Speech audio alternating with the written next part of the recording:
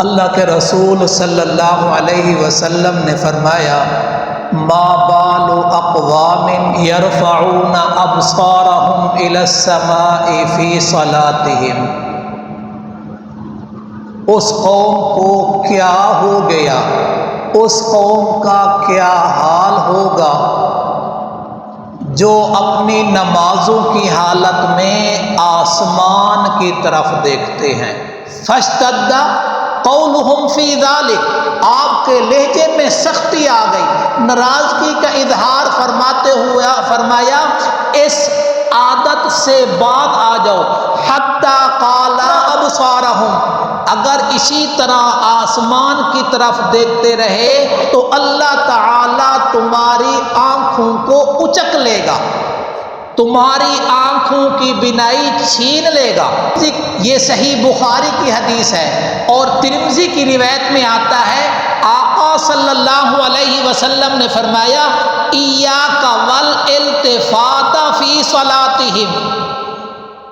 تم اپنے آپ کو نماز میں ادھر ادھر متوجہ ہونے سے بچا لو، ادھر ادھر دیکھنے سے رک جاؤ۔ فإن الالتفات فی الصلاۃ ہلاکۃ، اگر تم نماز میں اسی طرح ادھر ادھر دیکھتے رہے تو تمہاری بربادی اور ہلاکت ہوگی۔ اب یہاں پہلے ایک مسئلہ یہ بھی سمجھ لیں، اگر نماز کی حالت میں پہلی بات جو آسمان کی طرف یہ دیکھ نیت کرتے ہیں،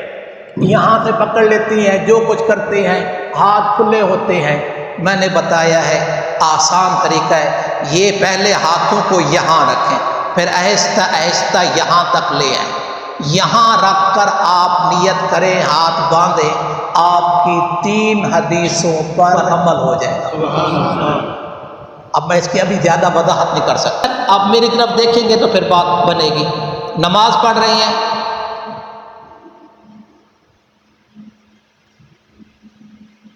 اب لیفٹ سائڈ پہ دیکھ رہا ہوں، رائٹ سائڈ کے اوپر دیکھ رہا ہوں، پھر صرف رائٹ سائڈ پہ یہ تھوڑا سا چہرہ، اس سے نماز مکروہ ہوگی، بہرحال ہو جائے گی، سینہ نہ بدلے۔ اگر کسی نے نماز کی حالت میں یوں دیکھ لیا تو اب سینہ پھر گیا نا، اب نماز فاسد، نماز ختم۔ ادھر ادھر دیکھنے سے خشوع خضوع ختم ہو جاتا ہے، ادھر ادھر دیکھنے سے۔ اور اگلی بات بھی سن لیں کہ آپ صلی اللہ علیہ وسلم آسمان کی طرف دیکھتے اور آقا صلی اللہ علیہ وسلم کی تمنا یہ تھی کہ آپ جبرائیل علیہ السلام آئے، مجھے بیت المقدس سے بیت اللہ کی طرف رخ کرنے کا حکم دے دے اللہ تعالیٰ کی طرف سے۔ جب یہ آیت نازل ہوئی والذین ھم فی صلاتہم خاشعون، تو آپ صلی اللہ علیہ وسلم آسمان کی طرف دیکھنے سے رک گئے۔ تو نماز یہ عبادت ہے، اہم فریضہ ہے، نماز کے بعد اٹھ کے چلے جاتے ہیں فوراً، بہرحال یہ اچھا عمل نہیں ہے۔ نماز کے بعد دوسری نماز پڑھنا، یعنی جیسے ابھی مغرب کی نماز پڑھی ہے فوراً سنتے شروع کر دینا،